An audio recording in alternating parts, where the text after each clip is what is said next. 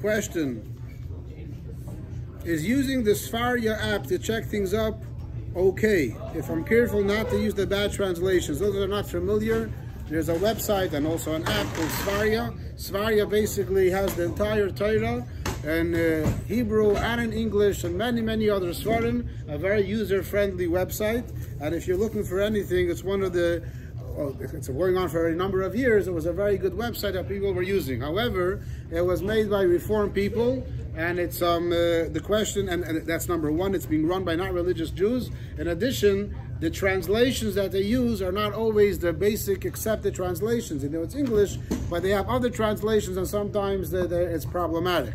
So the shaila is, the Bacher is asking, am I allowed to use Svarya if I'm careful to only use the proper translations? So Rabbi Broin of Crown Heights was asked the shaila. Rabbi Broin says it's forbidden to use Svarya because he brings a number of sources. Anytime something is coming from a not religious Jew, you're not supposed to learn from him. Besides the fact that translations are obviously an issue, meaning even the Bacher asking the question understands that the bad translations are obviously a problem, but even if it's in a case where somehow you would know that it's a good translation, you're not allowed to use it anyway. There are today many other websites that are coming out there besides Eitzar HaChachma, which not everybody has, but there's another website, I forget what it's called, I have to have as a bookmark, Tanakh or something, which basically has everything else. I don't know if it's as good as Svarya yet, but they're definitely getting there. It could be by now they're better already. Yes? No, even the text, even the Hebrew cannot be used because you're not allowed to learn Torah from a person that's not religious. Unless Rabbi Meir, the famous story in Gemara, learned from Elisha. Otherwise, a person cannot learn Torah from a person that's not religious. What?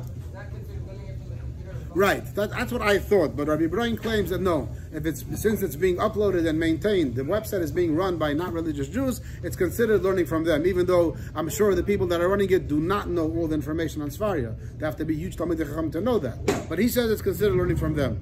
I'm sure that there are people that will disagree with that and say the Svarya that you're saying is just a website, but this Rabbi Ibrahim is Lubavitch Rav, and that's what he passes. That's one of the translations. There are definitely good translations there, but since you... Yes, it's good, possibly, but there's good translations, but since it's being maintained and being delivered to you, meaning if a non-religious Jew will sit over here now and read to you an art scroll or any other proper text and teach it to you, it's forbidden to listen to it. So the same idea. So they're presenting to you something which is 100% kosher, but it's being presented by a not-religious Jew. So that's his svara. And then besides the fact that some translations are obviously wrong. Yeah. What if you're teaching non-from people about the Gemara and they ask you questions? If you're a religious Jew and teaching non-from, what's the question? No, what's if the they problem? ask you questions that could teach you something, potentially, like give you ideas. If you're talking to a not-religious Jew and he happens to give you an insight which develops you, because it's not like you're coming to learn from him. What if you're giving a shir to a bunch of non-religious people, and then one of them asks a question and the other one answers? Can you listen into what he's saying? We're not talking about have a conversation. We're talking about sitting as a student in front of the teacher. You must learn from everybody. Even from Goyim, you have to learn something. So you have to learn from everybody. We're talking about as a student. What? I don't think it's the same thing as sitting as in front of a teacher, as getting a manuscript, getting something. We're talking here about something you're basically, this is your teacher right now. Looking up on a one-time basis maybe could be permitted. This is what Rabbi Brian says. I'm just sharing what Rabbi Brian. Like I said, it could be other opinions too. What? Rabbi Meir is an exception. The Gemara itself is an exception. No one else is allowed to do so. It says, Ein Mazel Yisro.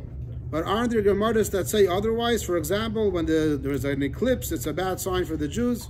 So when it says mazel means that based on when you're born, based on under which star or under which planet, that affects your life and in your future life as well. The Gemara says ein mazel Yisro. However, the Gemara that seemingly implying that Jews are not affected by these things. On the other hand, there are Gemaras that say Jews are affected. Another example, but the Bacher didn't ask. It says that in Chodesh Adar we have a stronger mazel because it's the mazel of the Yidden. So there are many Gemaras which contradict this. So Chassidus answers that the word Ein Mazel Yisrael is meant to be read Ayin is Mazel Yisrael, which means that the level of ayin is the source of hashpah to the yidden, which goes with the regular reading, that the regular mazolis, the regular rules of the zodiac and things like that do not apply to yidden, but there's a greater level which applies to the yidden. So the concept that we somehow, our hashpah comes through the moon, the stars, and these things is true, but by yidden it's in a different life, and we get an extra boost of energy, and we can easily override the regular mazel. So that's the answer. In short, the answer is that there is a mazel by yidden, but it's in a different oifen, in a more connect way, connecting to Hashem. What? Abacher is asking like this. He's asking if I'm going to be strict with Shmiras Einayim, it can cause me to have other issues. So maybe for me, I should not be careful with Shmiras Einayim. So that's a mistake. This is a mistake that people that are not religious come up with this idea, and they say that if a bacher is careful with Shmiras Einayim, it can result in other problems. If a person follows the Yiddishkeit, follows Hashem's Torah, he can only benefit from it. It'll only make him grow. However, just like with everything else, there has to be a mashpia, there has to be a seilach harav. So if a bacher feels that by keeping Shmiras Einayim properly, it seems that it causes him other problems, he has to talk it over with somebody how to deal with the other problems. But the following Hashem's instructions will never cause problems to happen. Yes? What kind of other problems? I'll tell you after. I didn't want to say it out loud. But basically the rule is that there's no heter to do an Aveira in order to theoretically protect yourself from a different Aveira. Hashem says not to do so, and if you feel that by being careful here it'll cause other problems, so then you speak to your mashpia. Are you allowed to work out on Chol HaMoed since it causes tsar? Working out is not tsar. Working out is a strenuous workout. Okay? Huh? Work out on Chol HaMoed because it causes tsar. So I'm explaining. Working out doesn't cause you tsar. Working out is strenuous. It makes you sweat. It makes you work hard. But people enjoy working out. So pretty much everyone that I looked up says you're allowed to work out on Chol HaMoed. They say a number of reasons. They say most people enjoy the workout, and they also have another interesting word. That is a rule on Chol HaMoed. Davar ha'avid is permitted. A job that if you don't do now, you're going to lose, you're allowed to do so. If a person's working out every day and he takes a break for a week, for 8 days, many people that ruins their the continuation of the workout. So it's a davar ha'avid. So that's another svara, and a lot of people say it's a matter of health. I mean, depending why you're working out, but by many people, it's connected to their healthy lifestyle, so to speak. So that's another reason why Rabbanim say it's permitted. Yeah. Can we work on Shabbos? Hmm? Shabbos is more complicated because Shabbos is the questions on Cholam. Huh? Lifting weight like calisthenics. In general, the answer is no, but Shabbos is that different category. On Chol HaMoed, we're a lot more lenient, as we know. Chol HaMoed, we do many things. So Chol HaMoed, Shabbos, as far as I know, it says not to. But there might be certain cases. There's a question: can a person go on a jog, which is not so obvious, like regular proper workouts with either with weights or even just push-ups and stuff like that? That's for sure not okay. But there's jogging is a discussion.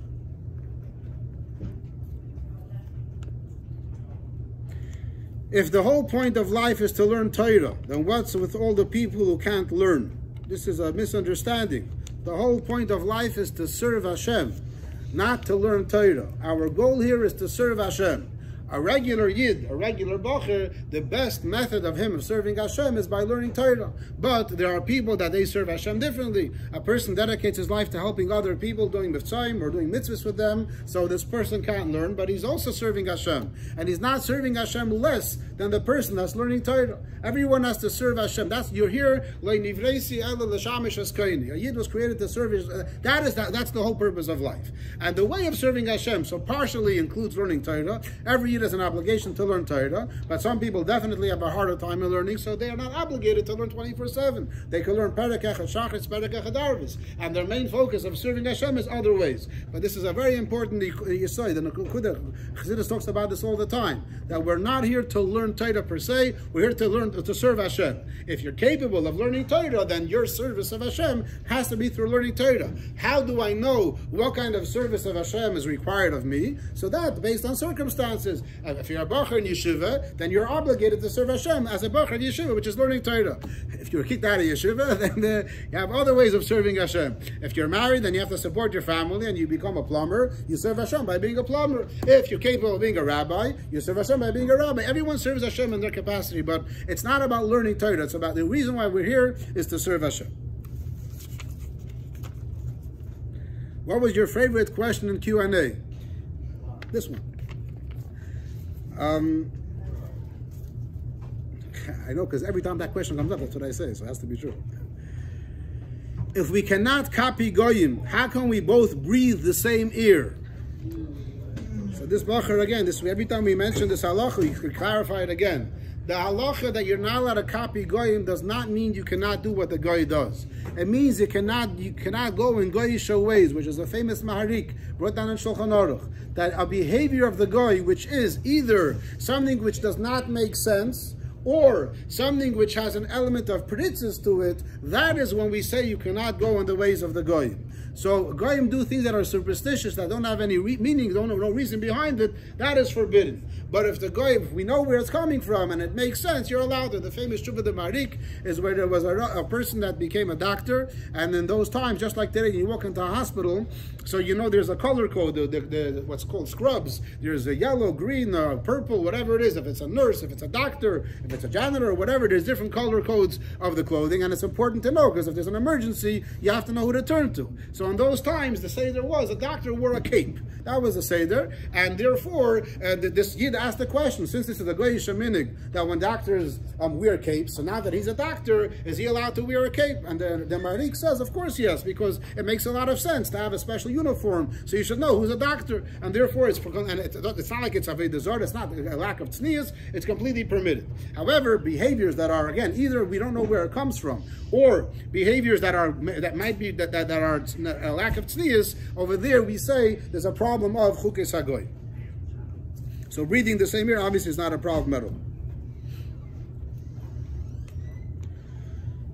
Don't we say that the Malachim came to Avram on Pesach? Question, on Masechta Rosh Hashanah Daf Yud Aleph, it says they came on Sukkot. There are many different midrashim. There's also midrashim that they came on Yom Kippur. So Rosh Hashanah, Yom Kippur, Pesach, there's many different midrashim. The regular medrash that most of us know is from Chumash and Rashi, where Rashi says that it was on Pesach. But there are differences of opinions of when it happened, when he was born, v'chulu v'chulu.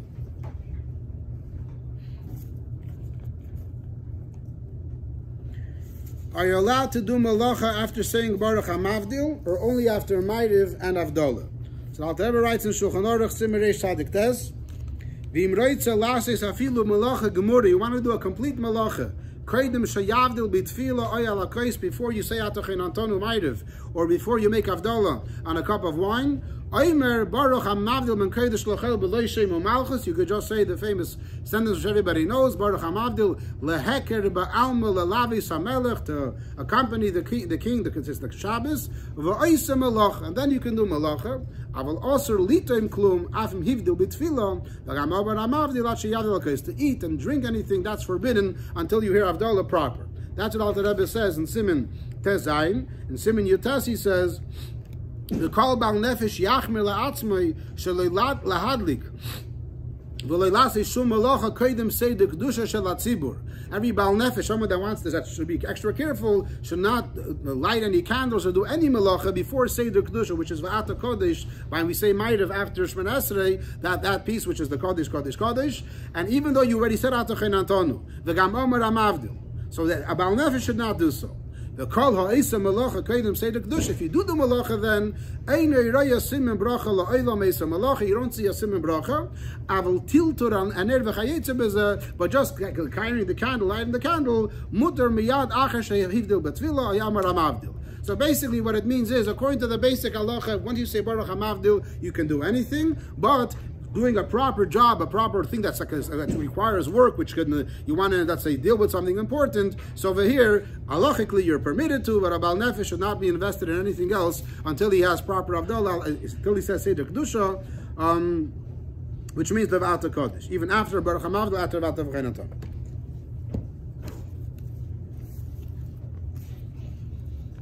How was the Golem from Prague? And can someone today make it? The Bacher wrote it very unclearly. I assume he's asking how was the Golem from Prague made and someone can do it. So just to clarify something, unfortunately there's a a new trend going around in Yiddishkeit of academia, academic scholars, people that approach Yiddishkeit from a scholarly perspective, and everything has to make sense academically. And these people have decided that the Goyim of Prague never existed. Why? Because there is a sefer called Nifrois HaMaral Prague, written by a Yid named Yehuda Rosenberg, and this Yid wrote a number of books of novels, and in one of his novels he writes, I made up this whole story. That's a famous story with the Chesed Mishpat, with the black boots, if anyone knows the story, where a person that was in a museum in London, a ganze Meise, and he writes he made up the story. He also wrote a book about the Maral Prague, which, about the Goyim, which if whoever read the Jewish press, where they have over there the Bao, Pam, whatever, all those things over there from the Goyim, that all comes from his books, which with Pashtus, he made up a lot of those stories. However, people say, oh, so he made up the stories. He himself says he made up stories, and he's the source for it, so they never happened. So the Rebbe was asked this question, and the Rebbe says very sharply, it's not true. The Rebbe says, the Rebbe grew up before this book was published, and the Rebbe says, I heard these stories beforehand. I mean, it was partially when the Rebbe was 6 years old, but the Rebbe is saying that he heard about it before he heard about the book, and the Rebbe says, stories of the Rebbe Rashab and the Friedrich Rebbe talking about it way before the book, and the Rebbe says, Klal Yisrael always knew about the Maral Prague and his Goyim. Of course, the details of the stories, yes, we don't know exactly, so, but the story happened is definite, and the Rebbe Rashab himself went up to the attic once, and the Friedrich went up. There's many stories about it. People claim that there's no other sources. Klal Yisrael was never in academia. We're never busy writing all these details. So B'meila, the fact that first of all, there are sources from other places as well, but it's a very sad thing that this new approach, academics and this way, based on that, it didn't happen. Chas v'shalom, to say such a thing, it definitely happened. However, the details not. So the Goyim tape, which most people probably heard about walking around at night and all that we do not know. That's probably made up by this Rosenberg guy. But the general, so we don't know how it was done, and therefore I can't say. Can anyone do it today? The Gemara also talks about making a goylem. The Gemara describes it as well without the Gemara says they made a goylem. Now they use the Sefer Yitzira and they made a goylem. Is there anyone today capable of doing so? We have a rule that there has to be 36 tzaddikim nistardim. Of these tzaddikim nistardim, I assume that some of them are big Kabbalists and they can do so. But the Pashas they won't do so. Even the Maral only did it. It was throughout the ages there were a number of people. There was another tzaddik, Rabbi Leo Baal Shem. He also made a goylem, and he made a goylem. It's less known, but today with the comic books, his goylem also got actually him. People his goylem is more documented, so people are more excited about that one. And there's some details about his goylem, but there was a few goylems made. So again, apparently tzaddikim can do so, but most tzaddikim will not use those powers. Yes.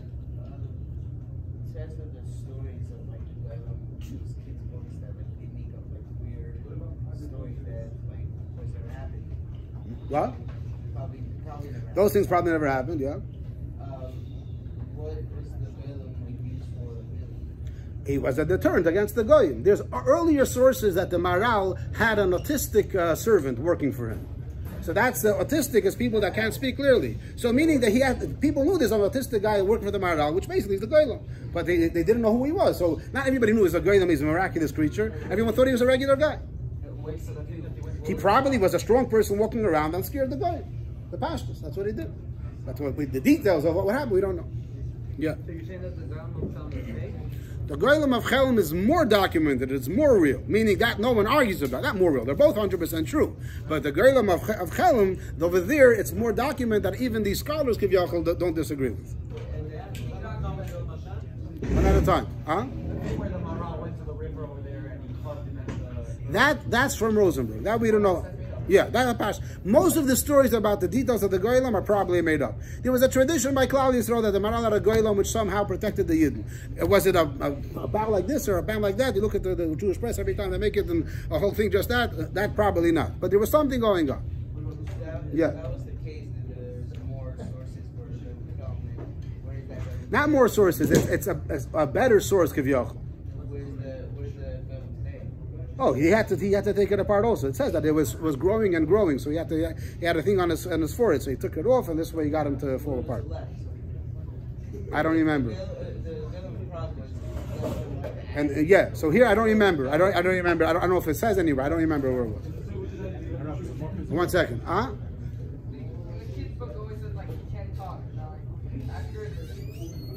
I don't know those details. The Rebbe didn't say exactly what his tradition was. The Rebbe says that definitely there was, everyone knows about it, and the Pratim, L'chayre couldn't talk. That's what I understood. I mean,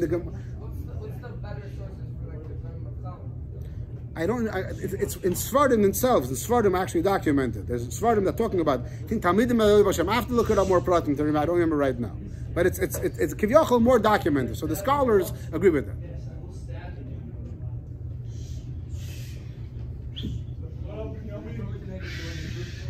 Noid the Yehuda. I don't know which story you're talking about. Noid went up to the shul and he saw the girl, or what happened? I don't know.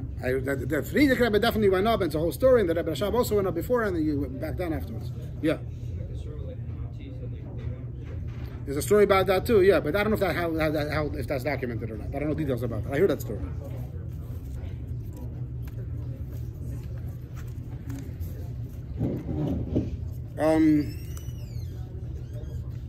What do Nazirim do about the 4 cups of wine on Pesach? A Nazir is not allowed to drink wine. So what about the 4 cups of Pesach? So the psak is, mashke. Mashke is chametz. That for sure he can't drink. So, arak. Arak is poison. For sure he can't drink that.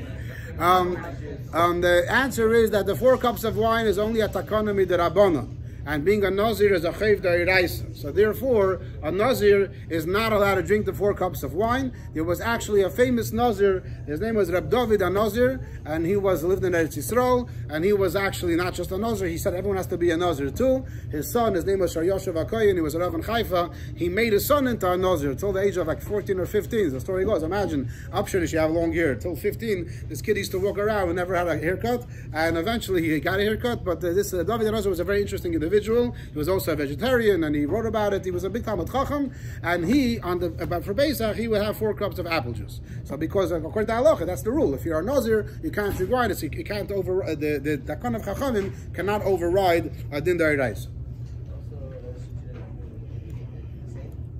I assume so. Shimshon HaGibber, I don't know if that time there was already a takana of 4 cups of wine.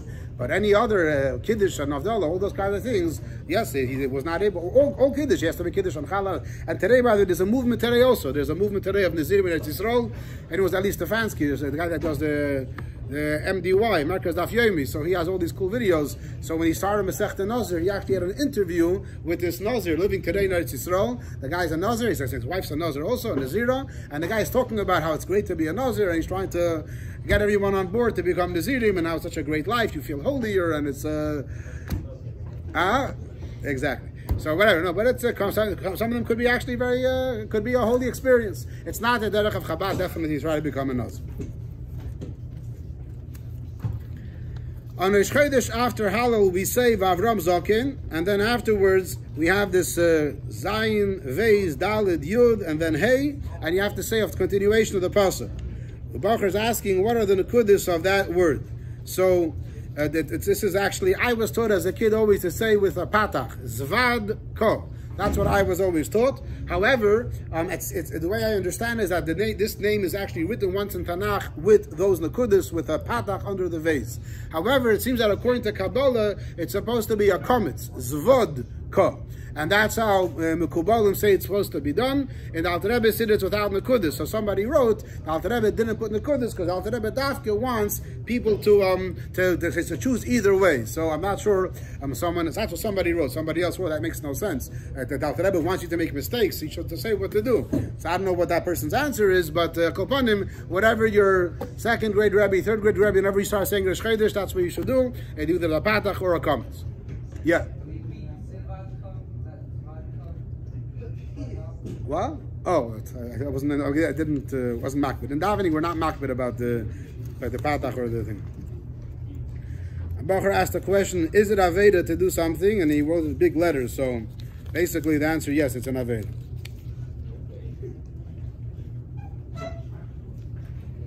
Another bacher asked: do you make a certain bracha after doing a certain thing? And the answer is no. All right, this is a big question. We'll just do it bekitzer. Is there a problem with a Magen David?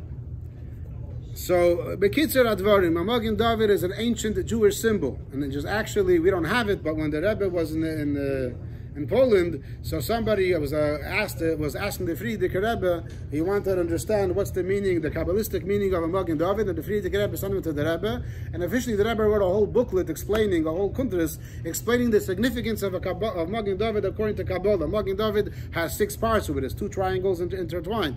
So altogether there are 6 corners connected to the 6 fittest. We do not know what the Rebbe said, but this is brought down in other places, at the Magen David shows on different levels how they're connected, the higher Chagas and the He, and they all works together. It has a lot of significant meanings. However, since it became this symbol of the state of Israel, and the state of Israel, unfortunately, is a very anti-religious state. It's the most probably anti-religious state in the world. At the tzarus that they do to from a Yidden Nachman al-Islam, and therefore their symbol, which now it became to represent them, therefore it became something which is not acceptable.